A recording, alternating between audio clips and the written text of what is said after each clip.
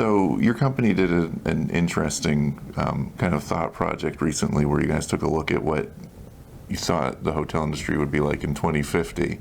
So I'm interested to hear what you think the most interesting takeaway from that was, and really what you guys are kind of doing to prepare for that future, as far off as it seems. Yeah, I mean, it's a fun project, right? We are asked regularly, actually. We work with different organizations about thinking about the future of hospitality and how it would work. I suppose because our hotels already are quite different from traditional hotels, right?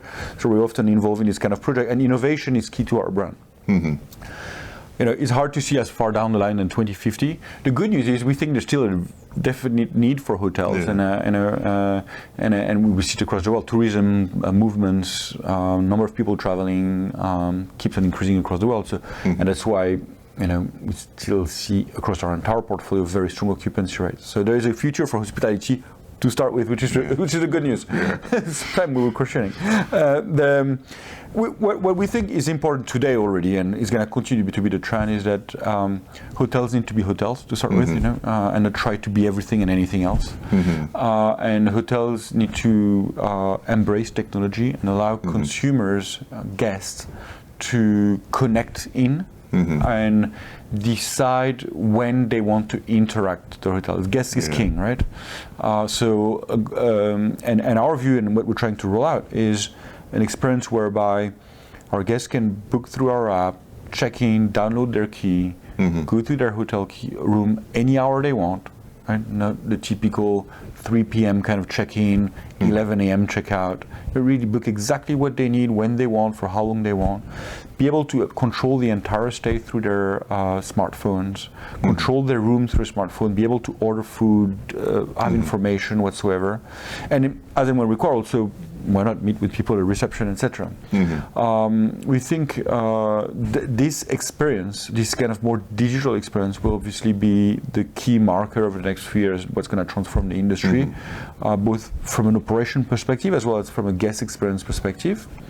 Hotels need to remain fun and different, and also provide also a bit of an experience outside of home. So hence our focus also on design and making our hotels very very high construction standards, very high quality FF&E, great bathrooms, all remain essential. You want to have to splurge a little bit, I think, when you're in a hotel. And interact, right? So that's kind of the philosophy we're following. Where it will bring us in 2050, we'll see. Size doesn't matter, and I think we're often called the micro hotel industry, which I think this micro thing is going to go. You see compression in any urban environment around the world, very high density cities. Space is an issue, right? We're in the US, we still have a lot of space, well, not everywhere, but generally speaking, but you see across the world, and there's compression, so residentials become smaller, everything gets smaller. So doing smart, well-designed, compact rooms, will become the global trend.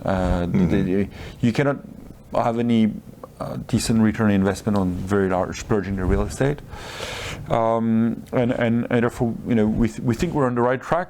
Obviously, we would hope so.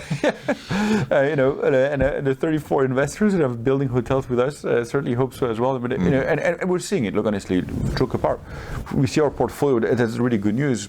From Singapore to Istanbul to Edinburgh, are all doing great. So it's not a New York-centric phenomena, right? Which I think what a lot of people thought at the beginning, your hotel is doing great because you're in New York, and New York is such a strong market, so that's why you're doing well.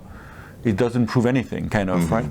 Well, that's not true. We've proved everything now, because it actually works in 4 different continents really, really well. And if you're looking on a penetration basis vis-a-vis our competitive market, it actually works, and people love it. And it's not just the 21-year-old techie, right? We have those, of course, and we love them, but boomers, corporates also love the brand, right? And because it does exactly what they want, and it's let's not forget a key element. Because we're very efficient, we're at an affordable price point, and that's let's face it, it's a key driver of travel and tourism industry across the world at this stage. Affordability, right? We've seen it through No Frills Airline, hotels, restaurants, everything. So everybody's looking for a good return on their money. And you can get away with that with high occupancy and an elevated room count, obviously. Absolutely, right. That's the whole principle, right?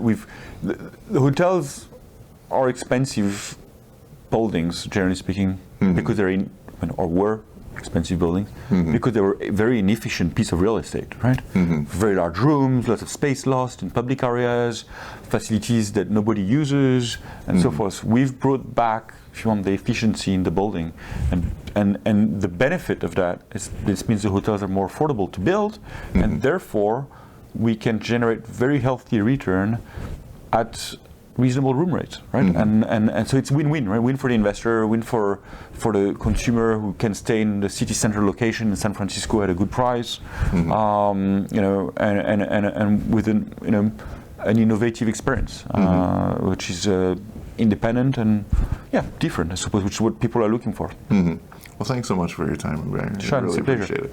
Thank you very much. Thank you.